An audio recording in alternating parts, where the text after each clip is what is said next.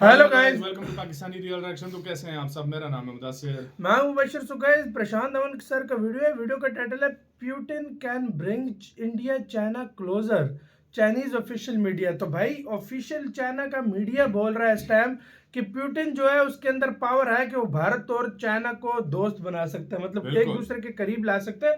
चाइनी media ये बोल रहा है आज के जी हाँ, तो चाइनीज भाई मीडिया। प्रशांत धवन सर का वीडियो सारा जानते हैं, तो स्टार्ट। पहले भाई सीन क्या हुआ है? नमस्कार, वेलकम टू मैं 247। मैं प्रशांत धवन। व्लादिमीर पुतिन चाहे रशिया वापस चले गए हो, इनकी विजिट का जो आफ्टरमाथ है ये अभी भी ये महसूस कर रहे हैं। कई अमेरिकन जियोपॉलिटिकल एनालिस्ट और कई चाइनीज जियोपॉलिटिकल एनालिस्ट लगातार कमेंट कर रहे हैं व्लादिमीर पुतिन की इंडिया विजिट के बारे में। और एक बात आप देखोगे चाइनीज साइड से बार बार दोहराई जा रही है कि व्लादिमीर पुतिन भारत और चाइना को और करीब ला सकते हैं। इधर आप देख पाओगे, इस पर बहुत आर्टिकल्स पब्लिश हुए हैं। Closest friends, what the official Chinese media, again जो मैं यहाँ पर चाइनीज मीडिया की बात कर रहा हूँ, ये जो इनका सरकारी चाइनीज मीडिया है ये क्या कह रहा है ये हम डिस्कस करेंगे इस वीडियो में। यहाँ पे आप देख पाओगे ओवरऑल जो स्टेटमेंट्स आई हैं चाइना की तरफ से व्लादिमीर पुतिन की विजिट को लेकर, ये काफी पॉजिटिव है और इसके कई रीजन भी है। सबसे बड़ा रीजन तो मैं यहाँ पर ये कहूंगा कि व्लादिमीर पुतिन की इंडिया विजिट में कोई डिफेंस डील की ना अनाउंसमेंट करी गई है, ना कोई डिफेंस डील हुई है। यहाँ पे आप लोग देख पाओगे इस पर बहुत सारे लेख लिखे जा रहे हैं आज के समय।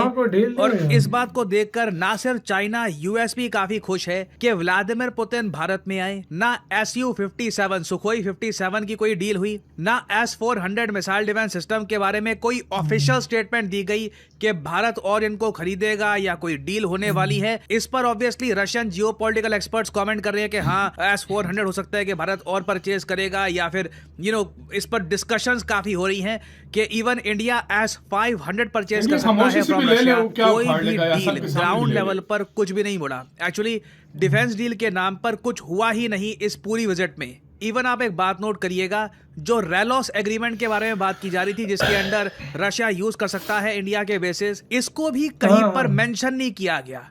बात हो रही है कि हाँ रेटिफाई हो चुका है एग्रीमेंट और रेलोस एग्रीमेंट एक्टिव हो चुका है, बट आप कह लीजिए बहुत ज्यादा इसको अंडर द रेडार किया गया है। कोई इसके बारे में स्पेशल अनाउंसमेंट भी नहीं हुई है। और ये चीज देखिए यूएस को भी सूट करती है और चाइना को भी सूट करती है। चाइना के पर्सपेक्टिव से इंडिया रशिया के रिलेशंस वैसे अच्छे रहे, व्लादिमीर पुतिन इंडिया आके घुमाए, न्यू दिल्ली को विजिट करे, पीएम मोदी जाए रशिया में, ब्रिक्स बना रहे, वो सब ठीक है। जब रशिया वेपन्स बेचना स्टार्ट कर देता है इंडिया को, वहां पर चाइना के कान खड़े हो जाते हैं, क्योंकि वो चीज है जो डायरेक्टली चाइना को इम्पैक्ट करती है।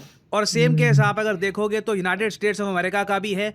उनके मीडिया ने बहुत ज्यादा ये बात फैला दी थी कि इंडिया S-500 परचेज कर लेगा रशिया से।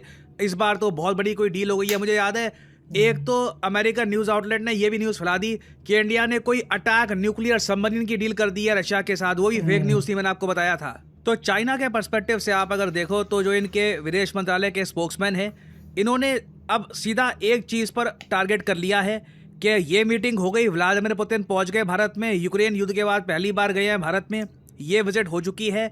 अब RIC की बारी है। आप देखोगे चाइना बार बार RIC को पुश कर रहा है कि तीनों कंट्रीज के लीडर्स इकट्ठा एक समिट के लिए अगर आएंगे ना, तभी यूएस को एक प्रॉपर जवाब जाएगा कि रशिया, इंडिया, चाइना ये अपने सारे डिफरेंसेस मिटा के, एक्चुअली इंडिया रशिया के कोई डिफरेंसेस है नहीं, प्राइमरली इश्यूज इंडिया चाइना के ही हैं, बट ये ट्राइलैटरल ग्रुप अपने सारे इश्यूज भुलाकर इकट्ठा आ रहा है। और यहाँ पे आप देख पाओगे इनकी स्टेटमेंट है, China, Russia, India are large developing economies and important participants in the global south.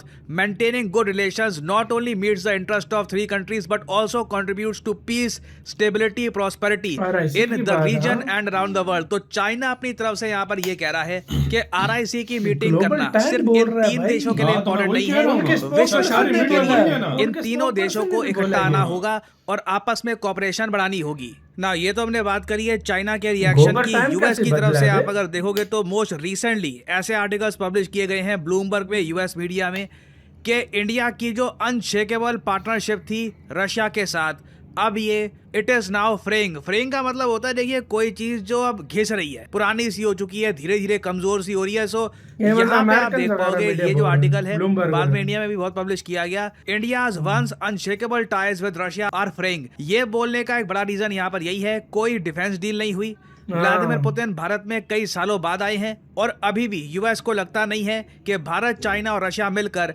एक RIC का समिट करने वाले हैं। अभी तक हमने यहाँ पर पर्सपेक्टिव देखा है चाइना की साइड से, यूएस की साइड का भी मैंने आपको बता दिया, वो भी बहुत खुश है कि डिफेंस डील नहीं हुई। बट क्वेश्चन यहाँ पर ये आता है कि पुतिन की इंडिया विजिट से ज्यादा फायदा किसको मिला है, एक डेस्परेट रशिया को या फिर एक स्ट्रेटेजिक भारत को?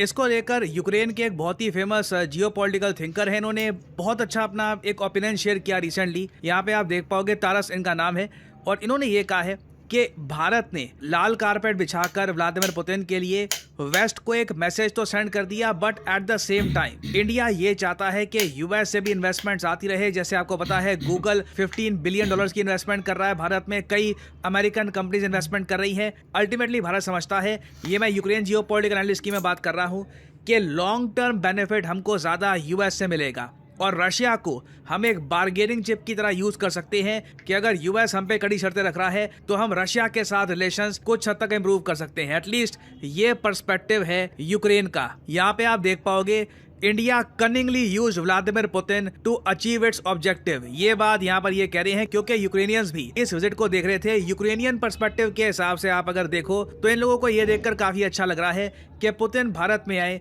और कोई डिफेंस डील नहीं हो पाई, मतलब कि रशियंस अपना डिफेंस का सामान इंडियंस को बेच नहीं पाए, रशियंस को कोई बिजनेस यहाँ पर नहीं मिलेगा। इंडियन पर्सपेक्टिव से आप अगर बात करें तो हम लोग रशिया से चीप ऑयल लगातार परचेज कर रहे हैं, ये डिस्काउंटेड ऑयल से भारत को फायदा हो रहा है। यहाँ पे आप देख पाओगे, सिंस रशिया के पास ज्यादा ऑयल के बायर्स है नहीं, भारत बहुत ज्यादा कड़ी शर्तें रखेगा ऑयल बाय करने में, और इसमें रशिया को लगता नहीं है कि ज्यादा फायदा होने वाला है। एटलीस्ट ये यूक्रेनियन जियोपॉलिटिकल एनालिस्ट का मैं आपको पर्सपेक्टिव बता रहा हूँ। और सबसे इंटरेस्टिंग बात यूक्रेनियंस ये भी नोट कर रहे हैं कि पहली बार कई दशकों में रशिया डायरेक्टली टेक्नोलॉजी बेचने को आ रहा है। आपने देखा होगा रशियन साइड से बहुत सारे ऑफर हैं, ट्रांसफर ऑफ टेक्नोलॉजी, हम आपको ये रॉकेट का ये पार्ट कैसे बनाना है ये हम आपको बता देंगे, हम आपको ये टेक्नोलॉजी दे देंगे। बेसिकली ये लोग मान के चल रहे हैं कि रशिया आज के समय बहुत ज्यादा ह्यूमिलेटिंग पोजीशन में है, जहां पर ये लोग ट्रेड एक्सेस पाने का प्रयास कर रहे हैं स्ट्रेटेजिक मिलिट्री टेक्नोलॉजी बेचकर, पर्टिकुलरली न्यूक्लियर सबमरीन्स बेचकर, जो अगेन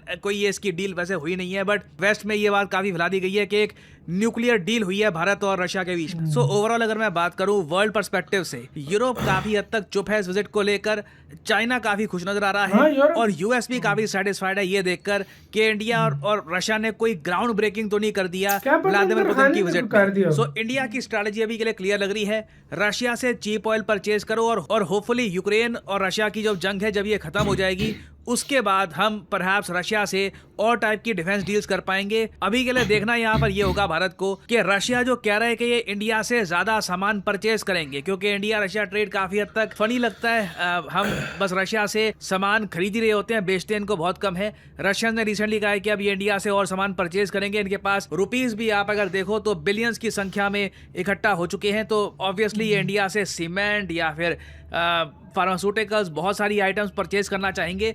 तो अगर ऐसा होता है तो क्या जेन्युइनली रशिया के साथ हमारा जो ट्रेड डेफिसिट है ये कम हो पाएगा या नहीं हो पाएगा, इसको लेकर आने वाले समय में बहुत सी डेवलपमेंट्स होंगी और मैं आपके लिए अपडेटेड वीडियोस लाता रहूंगा। इसी के साथ वीडियो खत्म। मतलब अभी चाइना कह रहा है कि चाइना लोग का मीडिया बोल रहा है कि भाई साहब ये पुतिन ही अब हमें साथ ला सकता है। मतलब RIC चाइना का बहुत बड़ा दिल है कि ये RIC जो ग्रुप है ये बन जाए। एक टाइम था ये चाइना भागता था, मतलब पंगे थे उसके इंडिया के साथ, जब ये पंगे खत्म हुए भारत को अपनी साइड लाना, अब वो कहता है मैं भारत के साथ। और वो जो बाकी डील का बोला जा रहा है क्या पता अंदर, क्या पता सीक्रेट डील की और एंड टाइम पे आए ताल्लुकात थोड़े मतलब हो तो उनको मैसेज नहीं कहेंगे ये ले लिया हमें, जो काटना इंडिया कुछ भी यार। पुतिन ठीक है, इंडिया बहुत अच्छा फ्रेंड है, वो आया है वो किसी मकसद के लिए आया है, ऐसे तो नहीं आया घूमने फिरने के लिए। अब मोदी जी कहीं जाते हैं ना या किसी समिट में जाते हैं ठीक है, या जिस कंट्री में जाते हैं उनके साथ कोई ऐसे नहीं आता बस घूम फिर के चला जाए, डील्स होती है, सब कुछ होता है, डीलें हुई हैं बहुत अंदरखानी में हुई हैं। अभी तक कोई ये शो इसका नहीं किया जा रहा दुनिया के सामने, लेकिन बहुत बड़ी बड़ी डील्स हुई हैं। बिल्कुल अमेरिका फिलहाल तो सेटिस्फाइड, लेकिन अंदर से अमेरिका भी डरा था। अभी आज एक डेलीगेशन भेजा है, मुझे पता है क्या होता है भाई, आपकी क्या राय है देखना बताना अपना बहुत बहुत